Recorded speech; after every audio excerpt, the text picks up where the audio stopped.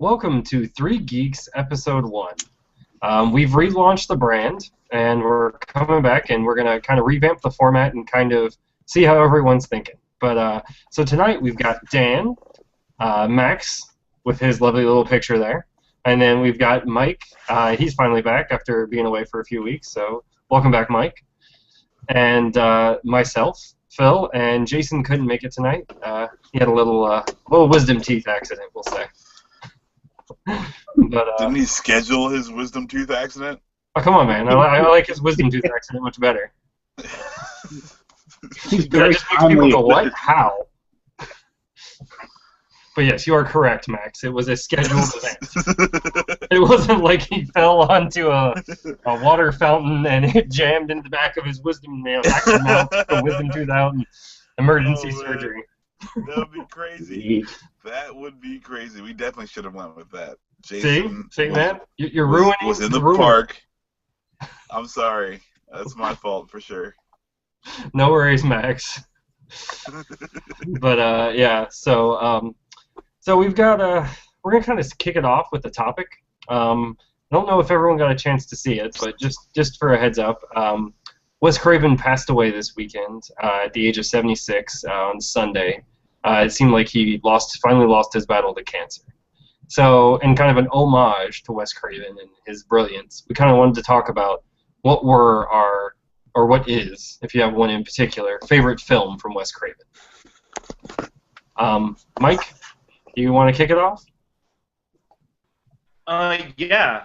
I liked quite a bit of Wes Craven's work. I wasn't so much a fan of probably his newer stuff, and by newer I mean stuff like the Scream movies. They just, aside from the first one maybe, they just never really gelled with me, or something about them just never really appealed to me aside from probably just watching the first one. But I have to say, like, the Nightmare stuff, definitely. New Nightmare I thought was intriguing and offered a fresh take on that. And actually 1982's Swamp Thing, even though it isn't really terrifying or creepy or anything like that, and is fairly hokey by today's standards, it was a pretty, I don't know, something about the practical effects in that just really appealed to me. And yeah, I'm gonna miss the guy. One of his more contemporary movies that I enjoyed was Red Eye, even though it wasn't necessarily that scary or terrifying. It was just very Hitchcock-like, and I kind of dug that about his style with that movie. And yeah, I'm gonna miss his influence on. Well, hopefully there is a lasting influence on future movie makers with his style, but I'm gonna miss him being directly involved. Yeah, it is a sad event that unfortunately passed. Dan, I know you love horror movies, so. Oh, I do. Wes Craven. I have to say my two favorites would have to be Serpent in the Rainbow and Shocker. Shocker. I have not heard of Shocker. You know the guy that plays the DA Skinner from the X-Files? Yep. Yeah, he plays a deranged murderer who gets killed in the beginning, and Max, your car is screaming at me. And then runs through, like, wires and TVs and stuff and does crazy shit. Nice. It's pretty good.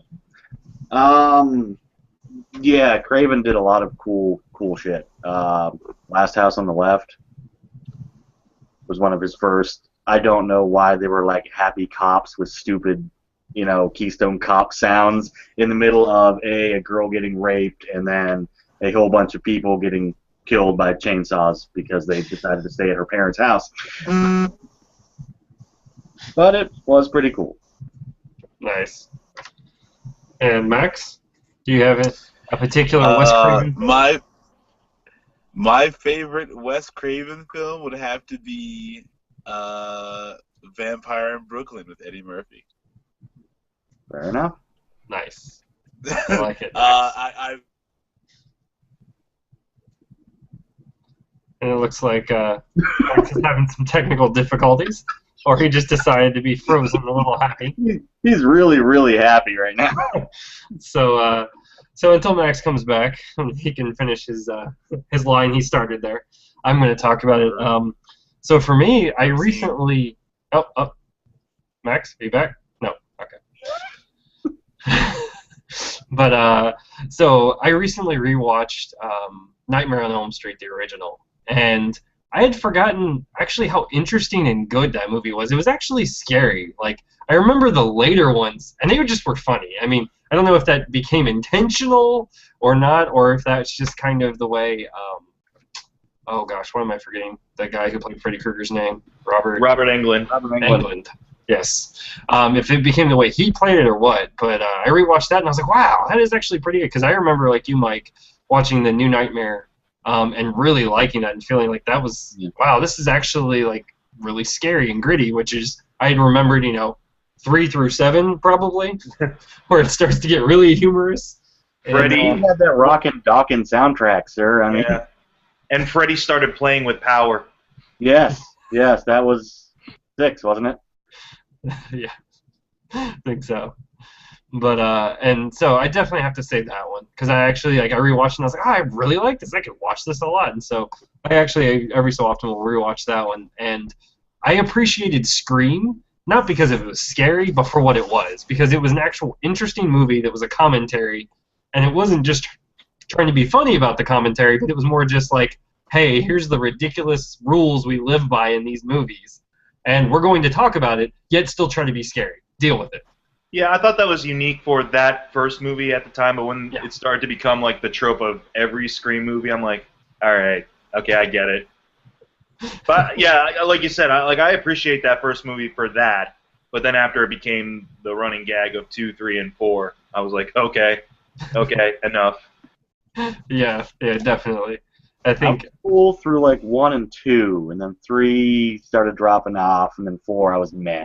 So. The Jay and Silent Bob cameo did it for me in 3. Yeah. Oh, you gotta love it. Yeah, he's definitely. And then another movie that I enjoy and might be a bit sadistic is The Hills Have Eyes. Jay and Silent Bob had a cameo in the Scream movies? Scream 3 is what they were saying. The horror movies, Max? Scream 3, Jay and Silent Bob had a cameo. Are you there, Max? I'm here. I didn't hear what Dan said. Oh, what did you say? No, I said, see what you're missing in horror movies, Max? Bad cameos and the third part of a slasher trilogy that turn into 4. Yeah, exactly.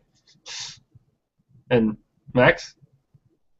And Max is. All right, so this is what happens when Max.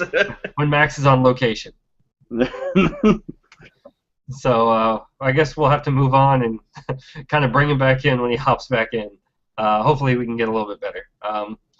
So let's see. The first story I kind of wanted to kick it off with. It's been a slow week, so it's going to be some fun. So let's just go for it. Vincent Cassel is going to be the next Bourne villain. So for those of you who don't know who Vincent Cassel is, he was the actor that was, I wouldn't really call him the villain from Black Swan, but basically he was the dancer.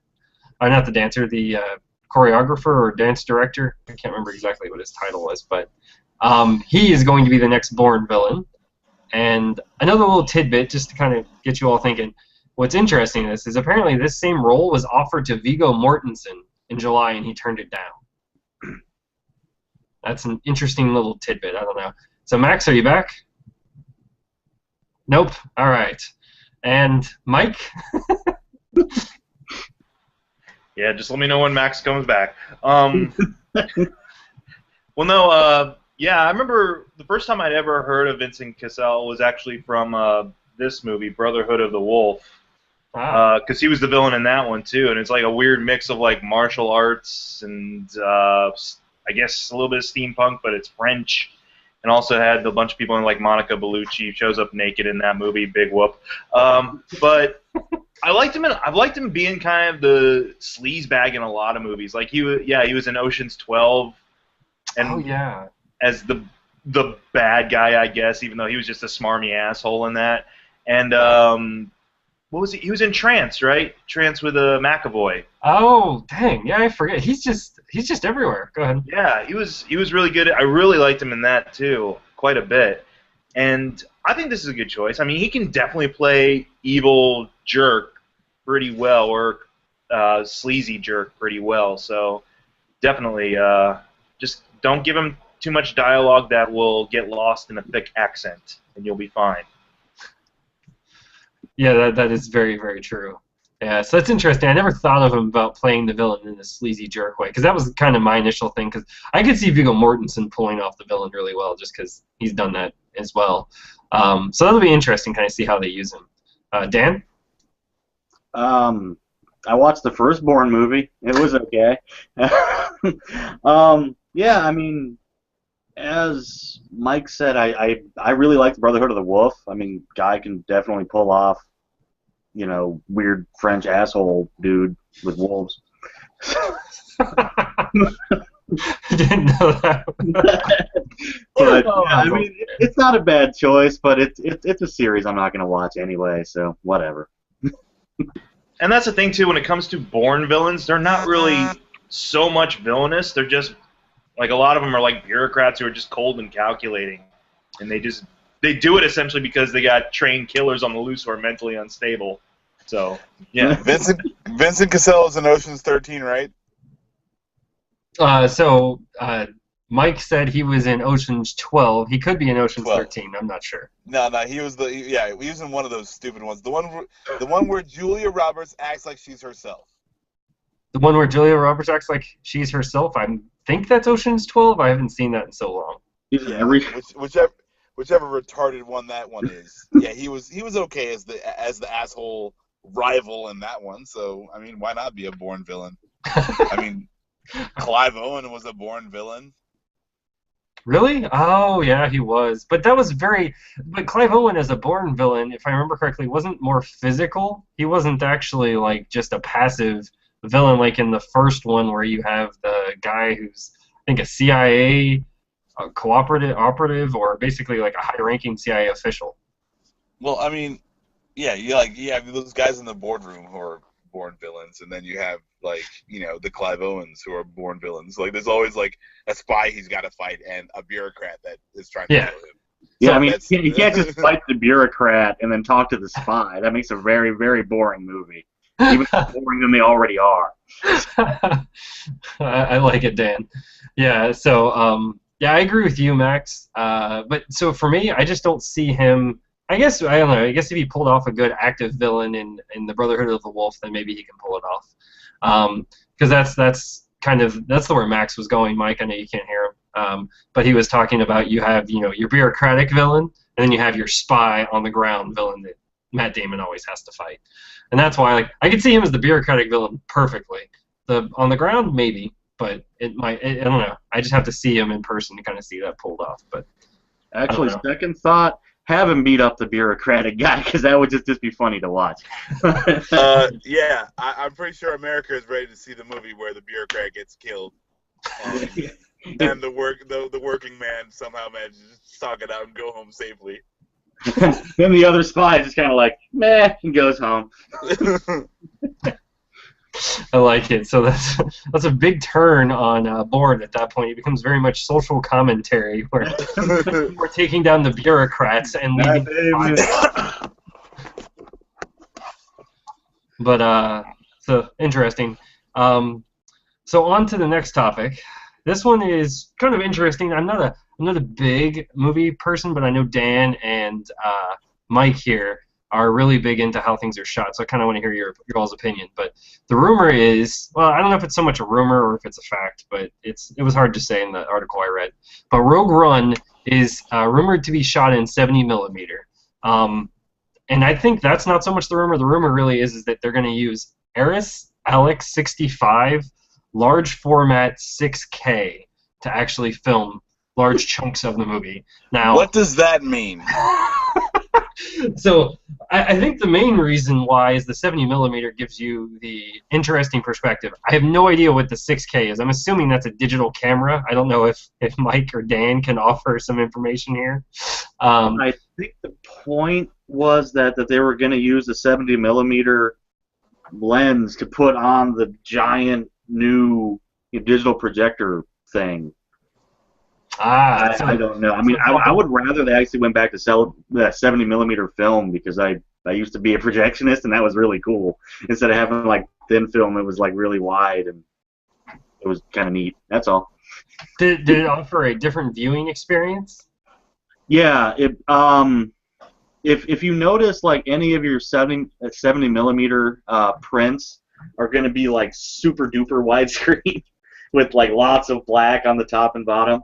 Like, if you've ever seen Kenneth Branagh's Hamlet, that was the one touted when it came out at 70 millimeter. If you watch it on like a small, like, not 16 by 9 screen, it's the 4 it'll be like this big. Interesting. So that's actually the funny story. That's actually what I think made my mom hate widescreen for the longest time, is because on 4:3 your picture is like, oh, hey, how tiny. Yeah. For my parents, it was that Schindler's List was in black and white, and they're trying to fix the TV because it should have been in color. Yeah. That's pretty cool. Go ahead, Max. Those cables confuse the hell out of them. Let me tell you. This is like the technology generation gap. It's like I'm pretty sure my mom is still barely able to use a computer. Oh yeah. Yes, I definitely could see that the technology gap that you're talking about. Yeah, I don't know. I thought it was interesting because I was trying to understand, because I know they quoted and they referenced Tarantino's Hateful Eight, but I thought he actually shot that in 70 millimeter the whole way, or did he actually not go back to film? Do you know, Dan? I mean, I'm not sure. I just know that somebody brought up about 70 millimeter, and he said, "Oh yeah, well I'm using the lenses that they shot." Yeah, like the actual lenses.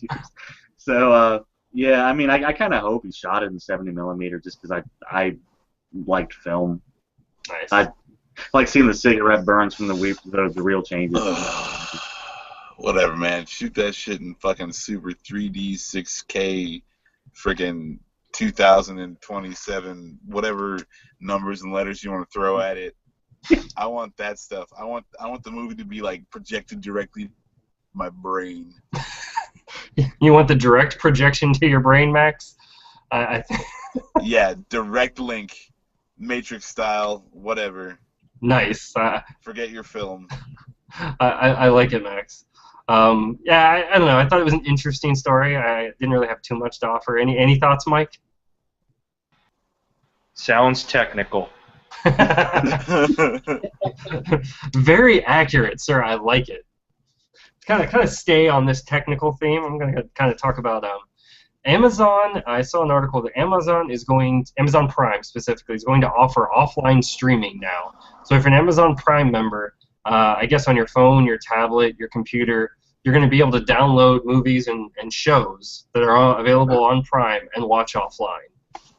What I thought was interesting about this was the fact that Amazon beat the one person who I thought would get to this punch first is Netflix. And it's interesting because Netflix, I think Netflix is going to do fine, but I noticed Netflix has been taking a lot of hits recently from Hulu. Specifically, I guess they're going to lose the Epix contract. So, like a lot of I think they're Warner Brother movies, as well as a few others. I'm trying to think of them. It's like I know they're going to lose Catching Fire, The Hunger Games, those kind of movies that come out, and so they're going to lose a huge slew of that. And Hulu, I think, is starting to get more exclusive deals, and Amazon Prime is getting more exclusive deals. I'm just kind of interested to hear everyone's opinion. Kind of, does the Amazon Prime, you think this offline streaming offer anything? And then what do you think this means for Netflix, if anything? Max, you want to go first? Sure. I don't think that this is going to be that big of a deal. This isn't like when Netflix came out and Blockbuster didn't know what the fuck to do. Okay. I feel like it would be an easy adaptation to make to their system. So if they see that Amazon is doing so much better with their newfangled offline streaming, which is just downloading the stuff onto your computer. So it's like, hey, now you can illegally download stuff for legal. Like it's really simple. So I don't see how like they can't catch up, or if it even now with the contracts and the big hit blockbuster movies that they get, that is actually something that may or may not affect Netflix in the future. But as far as the Amazon having the leg up on them, I don't think that Netflix is so behind the times that they can't work something out. Like, they can't be like, okay, here's what you do. You go to thepiratebay.com. You go to the Pirate Bay next, really? I don't think Netflix is... No, I mean, Netflix is just going to be like, hey, we're not making any money anyway. Here's how you get it for free. For free streaming offline download. Nice. I like it, Max. Oh, that's awesome. Dan? About Netflix, I mean, they seem to be losing a lot of crap. And every month I'm like, I should probably cancel this. And they add, like, 5 kung fu movies that I want to see. And I'm like, well, I'll cancel it next time. But so they know how to keep me. They just add, like, the bare minimum of crap in order for me to stay there. As far as Amazon Prime, I've only dealt with Amazon once because I really wanted to see a movie and nobody else had it, so I had to download it from them. But it wasn't Prime, it was just off of Amazon. I mean, it could work. I'm not going to check it out because I already subscribed to a bunch of other crap, so I don't need another one. But if Netflix ever drops, then maybe I'll go to Prime. Very nice. Fair enough. I think I agree with you there, Dan. Mike? I'm kind of in the same boat as Dan. It's the fact of the matter is, like, yeah, I'm on Netflix right now, and they always seem to have something enticing to keep me kind of on board and invested. And I've only used Amazon Prime once, really. It was like for a comedy special or something. But basically, yeah, I mean, I don't see it really decline their stock because they do have a bunch of great original series that kind of keep a lot of us there for the binge watching and rotation and so forth. I mean, I know the other channels are playing that game too with, what is it, BoJack, or no, is it BoJack Horseman? No. Which one are you thinking of? I don't. BoJack Horseman, is that Netflix or? Yeah, it's Netflix. Oh, okay, never mind. They got BoJack Horseman then, so we're all good. But yeah, if they ever start to dwindle, that's when I'll start looking for. So I think what you're getting at is Adult Swim is all on Hulu. Oh, okay. So I mean, yeah, I mean they have a bunch of things that are always going to be in a constant state of competition. So at the point where Netflix is just dead in the water, that's when I'll actually get interested in other service providers and whatever they offer offline. Yeah, so what's interesting is because I agree with everyone. I don't necessarily think this hurts Netflix so bad. Max? Phil, just tell Mike I said this too. When Amazon gets the Iron Fist show, they can come talk to me. So Max said, Mike, when Amazon gets the Iron Fist show, they can come talk to him. It's all yours, buddy. I have to say, I agree with Max, so okay. Yeah, so that's really what I'm kind of going to get into. I really think Netflix, I think part of the reason, one, the offline streaming, I think, is a gimmick by Amazon Prime to try and just get people there because... It's downloading. It's not offline streaming. This is the retarded naming of things again. Well, wait. Downloading. You download it and then you play it later. Is this gonna work kind of like renting does off of like the PlayStation Network? Yes. You you download the thing and you can watch it for like so long, and then it just sits there idle until you delete it because you can't watch it anymore because it says you can't. Okay, no, hold on. I'm gonna use the new vernacular, right? So while you're online, you need to stream offline the show that you want to watch later, and then when you want to go back and watch it, you stream it offline. No, you stream it unvisually so that you may enjoy it later, unless it is time-stamped at a later date and you didn't pay your Prime bill. offline streaming. What a bunch of assholes. You're breaking my brain there, Dan. Sorry. I like the vernacular, but yeah. So We'll I don't just send the born guys in. They can beat up a bureaucrat and everything can be okay. Nice. I like it, man. Yes. Some guys are running from Matt Damon. Oh man. Yeah. I mean, and what's funny is, like, I know exactly what you're talking about, Max. That this is just downloading because Amazon already does this with anything you buy. When I was overseas and I wanted to watch something and I didn't have the ability to stream, I could download it and then watch it at my own convenience.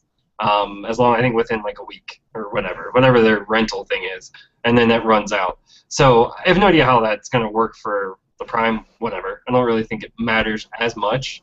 I think more what's interesting is what Dan was getting into is losing the movie contract, but I don't know that that's going to affect them very long because, like, I know what Dan's saying about, like, there's always something out there that try and catch your attention, and I think they're doing good enough now because I think every month, at least so far this year, at least once every month, they have at least a new TV series coming out. I think they have comedy shows coming out. I think they have cartoons coming out.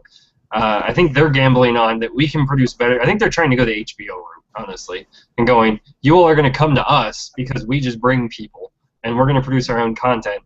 Shove it up your ass, basically. Yeah, it seems like... Sorry. The Hulu's got Showtime now. Mm-hmm. So it would make sense if somebody snapped up, HBO, and then maybe Netflix gets Stars again.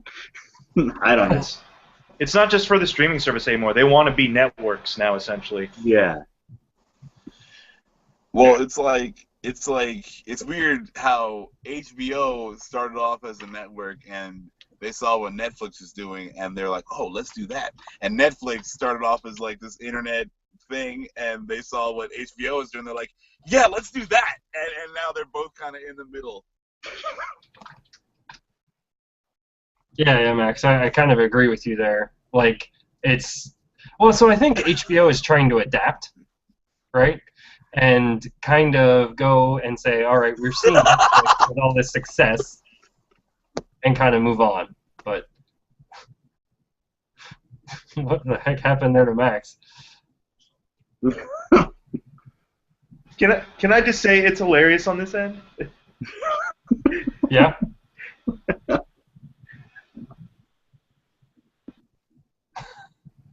But okay. I'm sorry. I was just looking at Mike's face as I talk, and he can't say anything, but he knows that I'm talking. So it's really funny on this end too. You can pass that along. Mike, he says you're funny. Nice. Thank you, Max. Mike says thanks. I can hear him. Oh. Remember, it's just one-way audio. For whatever reason, you can't hear Max. What the hell? Oh my! It's racism. Did you somehow mute Max earlier because he wouldn't shut up, and now he's still muted? No. No, just out of the gate, like nothing. Which is making this all hilarious because you guys are just being like, yeah, you're right. Oh man, I hope I'm not on the actual audio for the podcast. Like, I hope that the rest of the internet can't hear me either. Yeah, it's kind of. Yeah. Oh my Lord. You get the mic point of view of the podcast. That would be bizarre and definitely entertaining. That's for sure. What I thought was go ahead, Max. I'll be Rondell today. You'll be Rondell? I like it. Yeah, that was what we were trying to recruit Jason into that, right? Since he wouldn't be able to talk, he could just sit there. Okay. I'm not sure who that was there. But apparently Kevin Feige and Marvel Studios now report directly to Disney, not to Marvel anymore. I'm not surprised by this news. I think this kind of makes sense, and I don't know if it really means anything because from my perspective, I kind of figured that's what happened when Disney bought them out anyways. I'd kind of like to hear your all's perspective on that, but Mike? Yeah, I kind of had a feeling that was what the deal was regardless. I mean, so long as Disney just is hands-off, essentially, and doesn't interfere too much with whatever business plan or vision Marvel has in mind for these films and for their merchandise, then yeah, that's fine. Report to whoever. I don't care. Well said, Mike. Dan? See, I envision like 2 generations from now, you're gonna have like Star Wars guys with dancing mice, with Marvel people, and it's just gonna be just a giant cluster of all of that. But Ducks. dancing mice would fit. Ducks. Dancing mice would fit in Star Wars. I think there's dancing mice already in Star Wars, in the cantina somewhere. But do they talk? In No. Disney has a strange fascination with ducks. Go ahead, Max. Oh, Disney's fascination with ducks. What fascination are you talking about, Donald? Well, they have Donald Duck. They have like all the Duck Tales. That's all Disney, isn't it? DuckTales? Well, they are related to Donald. That one famous duck family. Yeah. And then they have there's like 4 Mighty Ducks movies. Okay, so they wanted to support, the hockey franchise, the Mighty Ducks. No, they invented the hockey franchise, the Mighty Ducks. I know. Come on, man. I'm just saying, there's got to be ducks in there somewhere because Disney's got a weird fascination with ducks. All right, so you got that, Dan? You got to add ducks to your universe with dancing. I'm trying to help Mike here by writing what Max says, and it's not working very well. Yeah, I know. I've tried as well. Yes, we need a stenographer. You're gonna have everything with like little dancing kids that are gonna grow up to be like a waste of flesh, and it's gonna happen in like 2 generations. It's all just gonna meld into one giant thing. I love it. I'm not saying it's gonna be good or bad. I'm just saying that's what's going to happen. It sounds pretty bad. I mean, but you could have like the Mighty Ducks with lasers and jetpacks, shooting banthas and I'm things. down. I'm down. See? Max I mean, is that's one scenario that would work. Nice. So, off of that side quest there, Max, any topics? Okay. Now you guys ready to type? Now what you guys need to do is, Dan, you get every odd sentence, and Philip, you write every even sentence, and that way you guys can keep up with what I'm saying, and Mike can and all the readers can be filled in. And Are you ready? How are we going to identify your odd sentence from your even sentence so we can type it? When I say 1, 2, 3, go, then it's gonna start. And that'll be the first odd sentence. Relay to Mike what we're gonna do. I'm the only one doing this now, so come on, people. So apparently, what we're gonna do, Mike, according to Max, is Dan is going to write the odd sentences that Max says, and I'm going to write the even sentences, so that way we can keep up with Max, so you can get the full news. The full the most schizoid episode ever. And it's your first episode on the brand new thing. I'm sorry. Yeah. Right. Okay. No, Disney reporting, or Kevin Feige reporting straight to Disney. That's fine. Like, with the comic books still happen outside of the movies. Like, there's no reason for Marvel Studios to be, with Marvel, the print, whatever other Marvel there is. So, yeah, it's fine. It's whatever. Like, this is non-news, really.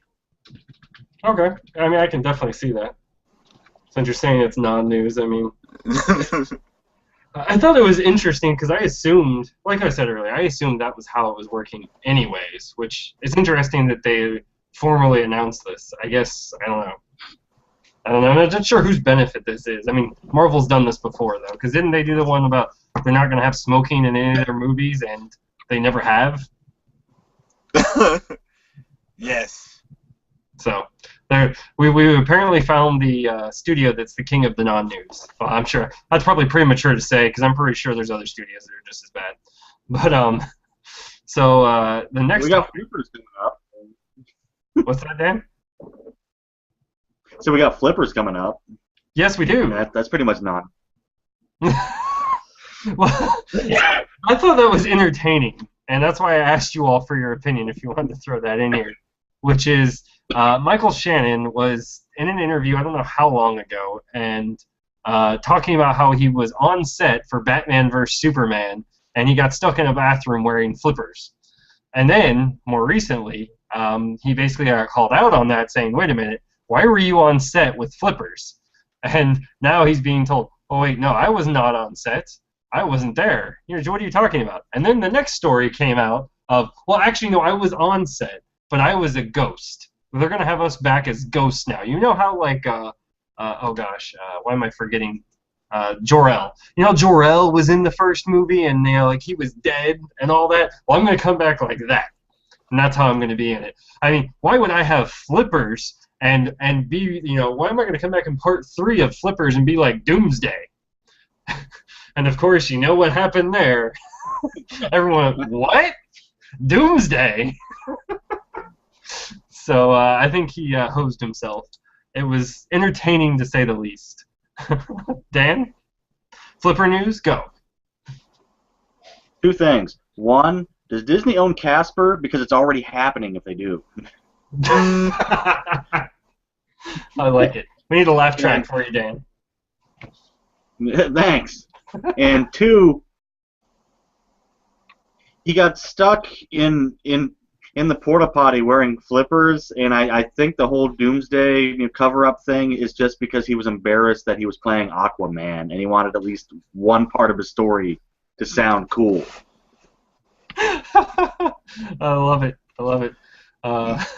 Mike?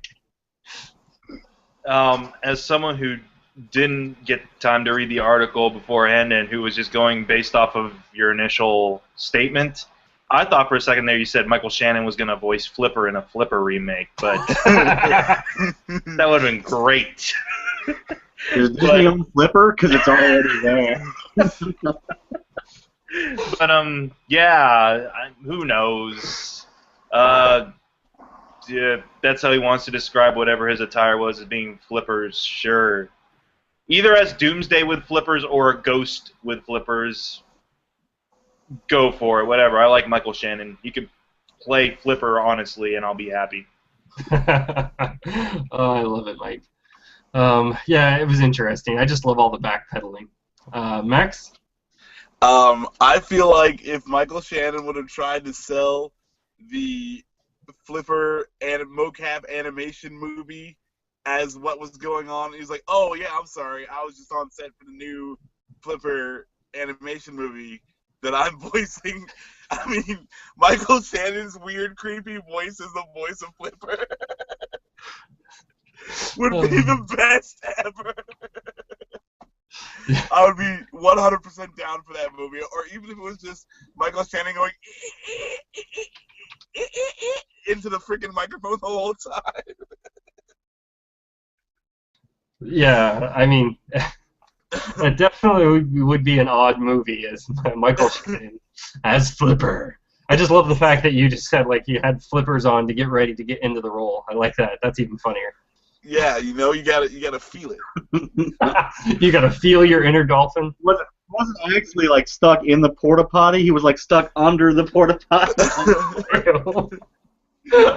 No, he wasn't even stuck. He just refused to move until people lifted him up and like kept him wetted down and stuff like that. Oh my God, they were keeping him wetted down so he would stay alive because he thought he was the dolphin that much. Hey man, you gotta believe it. Oh my God, that's awesome, Max. I love it. Oh yeah. So that covers our lovely, silly news topics of the week. So on to video game news, which again, this is basically just the fall season, so you can just expect big titles coming out for the next few weeks till pretty much December. So this week, 3 games came out. Metal Gear Solid 5, which got a perfect 10 from IGN, and I've heard it's a really, really good game. I'm not into it, but that's more just because I've never played Metal Gear Solid 1 through 4, let alone even Metal Gear on the original Nintendo. I might have played it once, but probably had no idea what the hell was going on. But so I don't really think that's my cup of tea, but if you love that, or if you think you can just ignore and deal with the story as it's coming at you and you're going to have no idea what's going on, because I've heard all of those games are very dense in story, I definitely would say check it out, because I've seen clips of it and it looks awesome. Like, the gameplay looks interesting. It's very deep. Yeah, it's very... I don't want to call it completely open world. It's very, I guess, Metal Gear in this way, that it's when you go on your mission, it's open world, but then when you go back to your base, it's open world. But it's not necessarily like, you get from your base and then you fly the whole time in a helicopter and land on your mission. They actually have cutscenes at that point, which is, as Dan was telling me before the podcast, very Metal Gear. So I don't know. That's not really my cup of tea. Dan, I know you said you lost interest in 4, right? Yeah, I mean, I'll probably play it eventually. Yeah. I don't have a system that'll play it, I don't think. So, whatever. Yeah, I think you're right. I think it's only next gen only. And then, Mike, did you ever get into the Metal Gear franchise? Nope, can't say that I did. All I know is that you hide in a box and there's exclamation points. They did actually bring that back, because a lot of people missed that.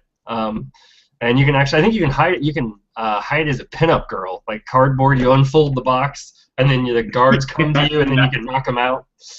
So I was like, it's at least he's definitely got some interesting humor and fun. And I know Max said he's never been in the Metal Gear games. Nope. And Max chimed in just to make sure everyone knew. No. I like it, Max. But the game I'm looking for, it relates to your name, Max. I don't know. Are you in this game, Mad Max? So it's very much... Yes, I am. Let me tell you about this game. I'm just going to interrupt you, Phil. Because okay, go ahead. Go ahead, Max. It's actually just, to play the game, what you do is you follow me around, you watch crappy movies, and then you bitch about them for 3 hours, and you get rated on how you bitch. Nice. So we follow you around, and then we have to bitch about the crappy movies we watched. And that's the game? I like it. Wait a minute. This whole time, have I been playing the beta of this game? Yes, and that's how I know people wanted to play it. I freaking rock at this game, people. Oh, I love it. Oh, that's awesome. But it's a truly open world game, and from what I've seen about it, I haven't had a chance to play it yet. It's in the mail. Gotta love GameFly. I really wonder if I keep mentioning GameFly negatively, if eventually I'll get my game sooner. I need to tie that in eventually, but we'll see. I don't think I'm going to be that lucky. You don't get it. No, you should crushed one.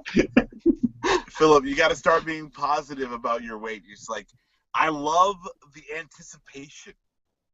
Like, I know the game is out. I know that eventually it'll get here, and this is my favorite time, that week and a half or so where the game is out and I'm not playing it. That's my favorite part. When the game comes, it's just going to be a letdown. But that week before it comes, when it was scheduled to be there, like last Tuesday, that's the good part. It's just the anticipation, the wait, the excitement. GameFly. So it comes out. It came out this week, and from what I've seen and from what I've heard, it truly brings the Mad Max world to life. So like all the NPCs and interactions, like it's very much. It's not tied into the movie, but it almost seems like it follows that timeline, that world, because it's very much involving some of the similar things. Like he's on his way to try and escape, like he was in the movie, and he ends up getting.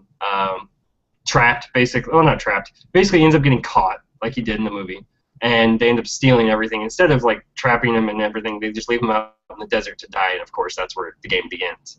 And you have to build up your car, and it's a game I'm looking forward to playing, to be honest. And you actually build up your car and you customize your car completely, and you can do that with your character. From all the reviews, the biggest negative they basically said was that after you play the game for about 20 or 30 hours, the missions become repetitive towards the end of the game. But that's just almost similar with any open world game. Like Far Cry 4 kind of happens towards the end. Grand Theft Auto, I wouldn't say it always happens, because usually they try and vary the missions a little bit more. But what was interesting, a little interesting tidbit that I thought I'd share with everyone, is that apparently this world is procedurally generated, or, well, not procedurally generated. The world itself exists, but the edge is not finite. Like you can just keep driving off into like towards the sun, and you will just do that for hours until whenever you decide to either run out of gas or die of dehydration or starvation. And actually, I don't know if you can die of Yes, you can die of starvation in the game and dehydration because it wouldn't be a Mad Max game without trying to find your can of dog food to live off of. So it's definitely fun. Looks interesting. It came out today, and then the other one that came out this week is Disney Infinity 3.0. So this is the Star Wars edition essentially. Last year was Marvel, and this year it's Star Wars. So if you're looking forward to Star Wars and you want a game to kind of whet your appetite until Star Wars Battlefront, this is the game to get. Dan, are you gonna try and get this game? I will probably get it because I will get bored of running over people and trying to eat them in Mad Max. so then I'll play some wholesome Star Wars, Disney Infinity. I like your mixture, Dan. Yeah. I like the balance. A little lightsaber. I haven't beat on the 2.0 stuff, so. It would be cool. It would be cool if you could like run over Jar Jar and eat him. Run over Jar Jar and eat him.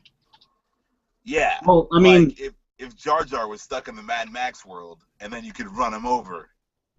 But if there's a Jar Jar in the Disney Infinity, I mean, you can make your own levels. So theoretically, you could make like your own like Jar Jar torture chambers. I'm down. I'm gonna buy a PlayStation. Build them, so. I'm gonna buy a PlayStation. Just so you can torture Jar Jar. I like it. You might actually get that to go viral on YouTube, Max. The what now? Oops, sorry. Oh, I said you might be able to get that to go viral on YouTube, Max, if you create your Jar Jar torture chamber in Disney Infinity. No, that won't be shared on YouTube. That'll just be for me. Come on, man. You gotta support the Geeks channel. Go, Dan. No, that's deeply, deeply personal. I think you can understand. I mean, Disney always takes like the best submissions for like your own built levels, and they kind of pimp them out to other people. They're like, well, this guy built that. I wonder if that would make it like up the list. I guess it'd be like maybe in 2 or 3 years after torturing Jar Jar, and like I lost my job and I haven't taken a shower, and I just spent that entire time torturing Jar Jar. Then maybe I could share the level with other people. 3 years before you would share the level? Maybe. Oh, that's a maybe. Okay, I got you, Max. I love it. That sounds a very deep, deep scar, sir. Yeah, fuck Jar Jar Binks. Didn't realize he quite touched you so intimately. I don't like to talk about it. Oh, that's so awesome. All right. So that's it for video game news. Max, do you have any comic news for the week? Yes, I do. I do have some comic book news. If you are a fan of Brian K. Vaughan's Saga, the trade paperback is coming out September 15th, so in a couple weeks that'll be out. I'm really looking forward to that one. I've read the whole series up till now. I recommend it for anybody. Yeah, it's really great. Brian K. Vaughan's one of my favorite writers. The art is really, really cool. It's this really nice space opera epic kind of comic book. So yeah, that's really good. I'm looking forward to that coming out. If you are a fan of Avatar: The Last Airbender, they got a new trade paperback coming out. That's coming out on the 23rd of September. Dark Horse is putting that one out. I don't know if I'm gonna read this one. I liked Korra a lot better than I did Aang, the Last Airbender. So I'd like to see more trades with her. They put out trades of of the animated series, so it's just kind of like a comic book to go along with the cartoon. But I don't. Am I still muted the whole time? No, okay, I'm on. Thank God. You guys are there, right? I can't hear anyone else now. Oh yeah, yeah. We're here. Okay, good. Thank God. I was like, am I just talking to myself? Yes, Max. You are not alone. talking to yourself. Oh man. Okay. All right. Max in a vacuum talking about comics. Oh man. Okay. So if you are a fan of the couple of the new Avengers that came out in the last couple years, Starbrand and Nightmask, they're putting out a new series with those two guys. So if you like those two little teenage Avengers, they have their own series coming out starting December 1st, or not, no. Issue number 1 is coming out December 2015. Look forward to that. That's all the comic book news I got. Thank you, Max. Appreciate it. Yeah, yes, you are more concise, Dan, at translating for Max. You have the added advantage. We weren't talking, Max, because we were typing so that Mike would know what you were saying. Oh no, it was all good. But then after a while, I was rambling and I didn't catch anything. I was like, oh man, something cut out and nobody knows. Yeah, no, so because it mutes every time we type. So it gets absolutely quiet, and then Mike's muted, so you're just sitting there with just complete silence, and you. That's why you thought you were in a poor vacuum. Sorry, man. So that kind of wraps up the news, but so we've got 3 Geeks at Comic-Con coming up on September, let's see, the 18th, 19th, and 20th. And Max bailed on us because I guess Comic-Con scared him. But if you all would like to win a $100 gift card, please like us on Facebook and join the event, and that will give you the opportunity to win. I believe in the podcast following Comic-Con is when we're actually going to pick the winner and announce it. So that'll be that following Tuesday, the 22nd. So definitely please like us on Facebook and let us know kind of if you just join the event. And if you show up to the event, that would be really cool. Kind of meet you all. Oh my, we're having some fun over there in the comments. And definitely, I forgot to mention if anyone had any questions, but my bad, sirs. But no interaction. We did have one viewer. I'm gonna guess that was Jason. We didn't get any Joe tonight. And even if we did, I would have missed his Facebook chats because he wasn't been able to chat with us so far in Google. But as well, please like us and comment on our YouTube and let us know what you think. If there's anything you want us to talk about, if there's anything you want us to review, if you want Max to rant about something, we'll make him go watch some horrible movie and he'll gladly rant. Fuck you. Oh, got it covered. he may need some beer. But, I mean, if we fund you with beer, Max, you'll watch it. Watch Animaniacs every other fucking time. Dan's got me watching some dumb shit. So, it's funny, because every other time you've got me watching dumb shit. Whatever, dude. All my shit's awesome. All my shit had Batman in it. So I like it. So apparently Animaniacs, the even weeks are the shit Max hates, and the odd weeks are the shit Dan hates? Is that the balance? Pretty much how it rolls. I like it. Dan's just a hater because I don't technically watch a bunch of anime. It's called Animaniacs.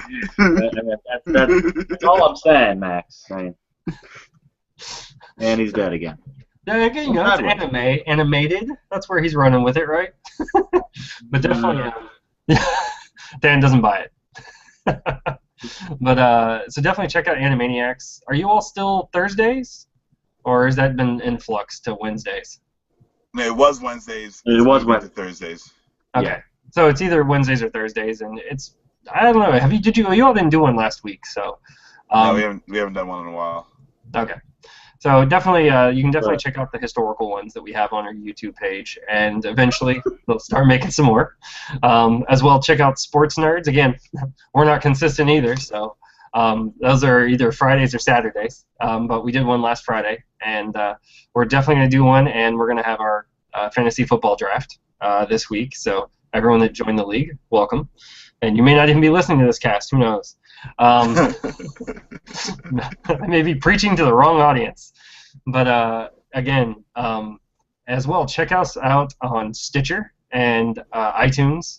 We're Three Geeks Podcast, and if there's anything you want to hear, hit us up, or if you're listening to us and you have any interview recommendations, or you want to be interviewed by us, or you just want to be on our podcast, send us an email at threegeekspodcast@gmail.com, and we'll get back to you and let you know. Thank you all for joining us tonight. As well, please check out Mike McG here. He's at youtube.com, Mike McG TV, with his lovely grin there. Yup. I think I got him giggling. It's been a fun night. Thank you, guys. You're welcome, Mike. Mike's coming down. Mike's coming down. Tell Max I said thank you. I can hear you. God damn it. He can hear you. You just can't hear him. I know. But it's more fun when Mike says, tell Max I said thank you, because that frustrates poor Max over there. Mike, sorry. I can hear you. As Max screams incessantly into the mic, and Mike can hear nothing. Oh my. Yeah, we definitely have to do that one time. For a section, just kind of mute somebody, and they just think they're talking, and no one can hear them, and it just kind of moves on. But anyway. We should just do that live at the con. Like, I'll just act like Max isn't talking, and I'll just... There we go. Oh, that would be awesome. All right, so thank you everyone for joining us tonight, and have a good night.